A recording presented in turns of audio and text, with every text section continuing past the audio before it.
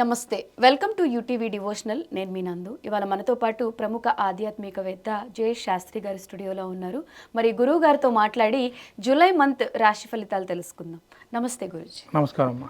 గురుజీ, అసలు జూలై మంత్లో ఏ రాశుల వాళ్ళకి ఎలా ఉంది అనేది మనం ఈ వీడియోలో చెప్పుకుందాం. శ్రీ గురుభ్యో నమః. శ్రీ మహాగణాధిపతే నమః. శ్రీ మహాసరస్వతి నమః. హరి ఓం శ్రీమాత్రే నమః. ముఖ్యంగా మనకు రాబోయేటువంటి జూలై మాసంలో ఆషాఢ మాసము చివరి మాసంలో, అంటే మనకు జూలై చివరిలో శ్రావణ మాసం ప్రారంభమవుతుంది ఒక వారం రోజులుగా. ఈ యొక్క ఆషాఢ మాసంలో వారాహి నవరాత్రులతో ప్రారంభమయ్యి మనకు జూన్ మాసంలో ఎండ్ అయ్యేది జూలై 4వ తారీఖు ఎండ్ అవుతుంది. అంటే ఆషాఢ మాసంలో మనం ప్రత్యేకంగా చెప్పుకోవాల్సిందంటే దేవతారాధన, అంటే శక్తి ఆరాధన ఎక్కువగా చేస్తుంటారు. శాక్తేయులు ఎక్కువగా ఉంటారు కాబట్టి ఈ యొక్క శక్తి ఆరాధన ఏంటంటే గ్రామ దేవతలకు ఆరాధనగా, అట్లానే ఈ వారాహి నవరాత్రులు విరిగా అందరూ మంత్రోపాసనగా స్తోత్రపారణంగా చేయటం. తర్వాత ముఖ్యంగా మనకు దక్షిణాయన పుణ్యకాలం, చాలా అర్థమైనటువంటి పుణ్యకాలం కూడా ఇక్కడే ఉంది. ఈ దక్షిణాయన పుణ్యకాలంలో పితృదేవత తర్పణాలు కానీ దాన ధర్మాలు కానీ ప్రత్యేకంగా చెప్పుకోదగినటువంటి సమయం అది, పుణ్యకాలం. తర్వాత వ్యాస పౌర్ణిమ అనేది ఉంది.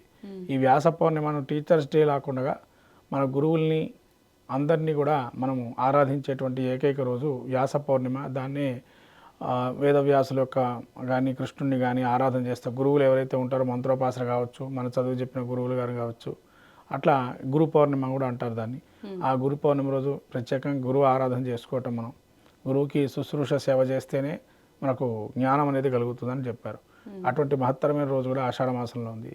ఇదంతా ఒక ఎత్తు అయితే మనకు తొలి ఏకాదశి అనేది కూడా చాలా ప్రత్యేకమైనటువంటిది. ఎందుకంటే దేవతలకు రాత్రి సమయం ప్రారంభమయ్యేది ఇక్కడి నుంచే. అంటే మనకు ప్రత్యేకంగా ఈ దక్షిణ పుణ్యకాలం వాళ్ళకి ప్రారంభమవుతుంది. మనకేమో ఫస్ట్ పండగ మనకు ఉగాది అనుకుంటాము. దేవతారాధనకి మొదటి పండుగ ఏంటంటే తొలి ఏకాదశి. అందుకని తొలి ఏకాదశి అని పేరు రావడానికి కారణం కూడా ఏంటంటే చాతుర్మాస్య దీక్ష ప్రారంభం కూడా అక్కడి నుంచే ప్రారంభం అవుతుంది, కార్తీక మాసం దాకా. ఇలా ప్రత్యేకమైన రోజులు అనేకం కూడా మనకు ఈ యొక్క ఆషాఢ మాసంలో ఉన్నాయి, రాబోయే జూలై మాసంలో. అట్లనే నాగుల చవితి, ఇదైతే నాగుల పంచమి లాంటివి, నాగారాధన కూడా ప్రత్యేకంగా చేసుకునేది శ్రావణ మాసంలో. అలా మళ్ళీ లక్ష్మీ వెంకటేశ్వర స్వామిని ఆరాధన చేయటం, ఇటువంటి రోజులన్నీ కూడా మనకు రాబోయే జూలై మాసంలోనే ఉన్నాయి. ఇవి కాకుండా ఇంకా మనకు నృసింహ జయంతితో పాటు అలాగ ఉత్తమమైనటువంటి శత్రుజయమైనటువంటి రోజు జూలై 4వ తారీఖు. ఈ జూలై 4 కూడా సుదర్శన హోమం వైష్ణవ సాంప్రదాయంలో ప్రత్యేకంగా చేస్తారు. ఇలా సుదర్శన స్వామిని అనుగ్రహం పొందడానికి ఆ రోజు కనుక మనం దగ్గరున్న దేవాలయంలో కానీ మన ఇంట్లో కానీ సుదర్శన హోమం చేసుకోవడం కూడా చాలా విశేషం, శత్రుంజయం అవుతాయి. ఇటువంటి మహత్తరమైన రోజులన్నీ కూడా మనకు ఆషాఢ మాసంలో ఉన్నాయి. వీటిని అన్నింటినీ కూడా మనం ఉపయోగించి స్వామివారి యొక్క భక్తి శ్రద్ధలతో ఆరాధన చేసి దేవీ దేవతల్ని ఆ యొక్క అనుగ్రహాన్ని పొందాలని, ఈ యొక్క ద్వాదశ రాశుల వారికి ఏ విధంగా ఉండబోతుంది అనేది మనము చెప్పుకుందాం ఈ యొక్క ఆషాఢ మాసంలో. జూలై మాసంలో తులారాశి వారికి ఏ విధంగా ఉంటుంది? తులారాశి వారికి ఏ విధంగా ఉండబోతుంది, ఈ తులారాశి వారికి గ్రహస్థితి ఏ విధంగా ఉంటుంది? ముఖ్యంగా నక్షత్రాదులు చిత్తా నక్షత్రం 3-4 పాదాలు, స్వాతి నక్షత్రం 4 పాదాలు, విశాఖ నక్షత్రం 1-2-3 పాదాలు తులారాశి. తులారాశి వారికి గ్రహస్థితి పంచమంలో ఈ యొక్క రాహు ఉన్నాడు, షష్టంలో శని వక్రగమనంతో ఉన్నారు, అట్లానే శుక్రుడు అష్టమంలో ఉన్నారు. తర్వాత రవి గురులు వీళ్ళకి భాగ్యం 9వ స్థానంలో ఉన్నారు. ఈ యొక్క దశమ స్థానంలో బుధుడున్నాడు, ఏకాదశంలో కుజకేతువులు. అంటే రవి కూడా వస్తారు 17వ తారీఖు నుంచి. ఈ విధంగా చూస్తే జూలై మాసంలో తులారాశి వారికి 5లో రాహు ఉన్నాడు కాబట్టి రూప పూజ్యత, రాజ్య పూజ్యత కానీ సభా గౌరవం కానీ ఎక్కువగా ఉంటుంది. అలానే రాహు పంచమంలో ఉండటం వల్ల సంతానపరంగా చికాకులు ఉండటము, డబ్బు కొంత ఖర్చు చేయటము, మనం ఎడుక్కున్న చోటనే, అంటే మనం ఎక్కడైతే పేరు తెచ్చుకుంటామో కొంత గొప్ప అక్కడ కొంత ఇబ్బందిగా ఉండటం, ధనాదాయం కొంత గండిపట్టడం. శని వక్రగమనంతో ఉండటం వల్ల 6లో మళ్ళీ ఏదైతే ప్రవేశిస్తున్నాడో ఈ యొక్క శని పంచమంలోకి కొంత ధన నష్టమయ్యే అవకాశం ఉంటుంది. అలానే అష్టమంలో శుక్రుడు ఉండటం వల్ల కొంతవరకు యోగదాయకంగా ఉంటుంది. శుక్రుడు యోగిస్తున్నాడు. నూతన పరిచయాలు, నూతనమైన వ్యాపారాలు కానీ, నూతన పరిచయాల ద్వారా ఏదైనా కొత్త రాజ్యాలు కానీ కొత్తమైనటువంటి ఆలోచన చేస్తూ ముందరకెళ్తారు.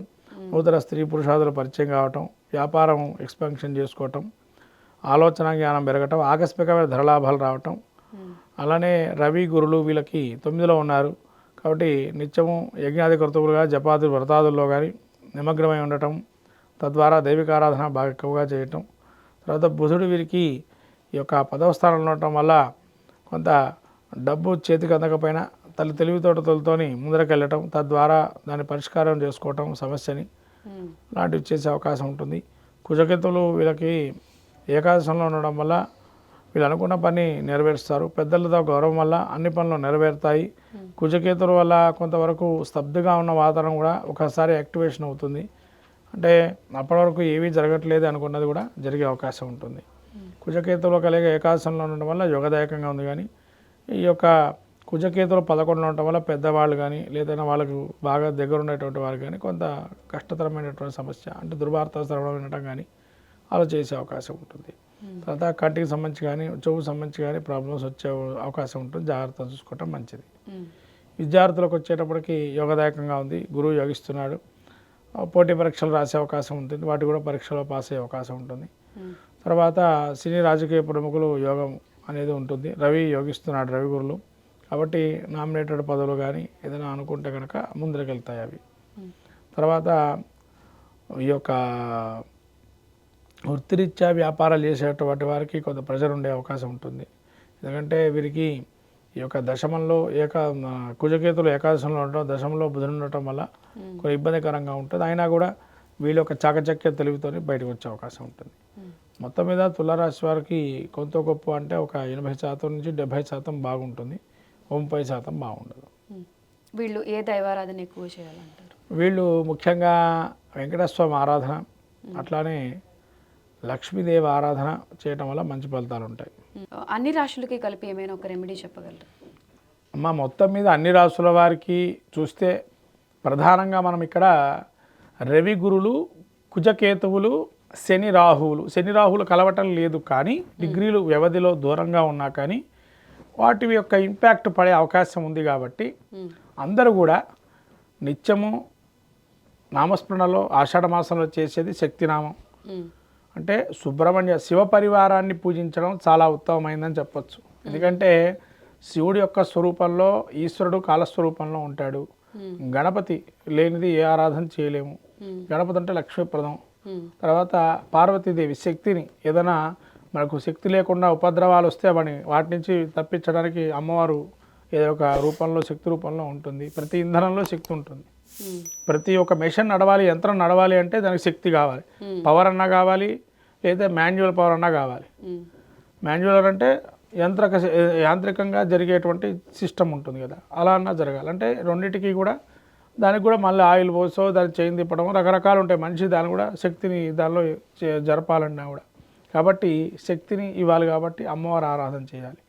తర్వాత సుబ్రహ్మణ్య ఆరాధన. ఈ కుజకేతువుల కలయిక వల్ల ఏంటంటే ప్రపంచంలో కానీ భూమికి సంబంధించిన నాయకుడు ఎవరంటే కుజుడు. గ్రహాల్లో అది అధిష్టాన దేవుడు సుబ్రహ్మణ్య స్వామి. అక్కడ మళ్ళీ కేతు కూడా ఉన్నాడు.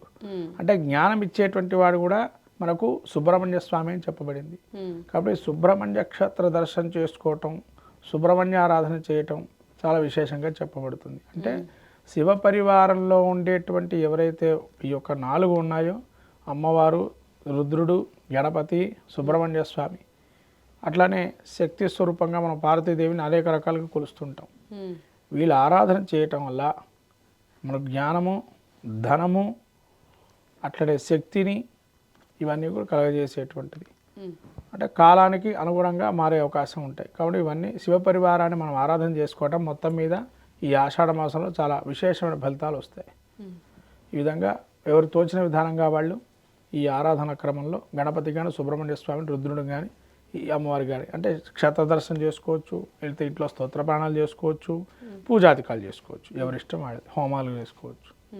అలా చేసుకోవడం వల్ల మంచి ఫలితాలు ఉంటాయి. ద్వాదశ రాశుల వారందరికీ కూడా. ధన్యవాదాలు.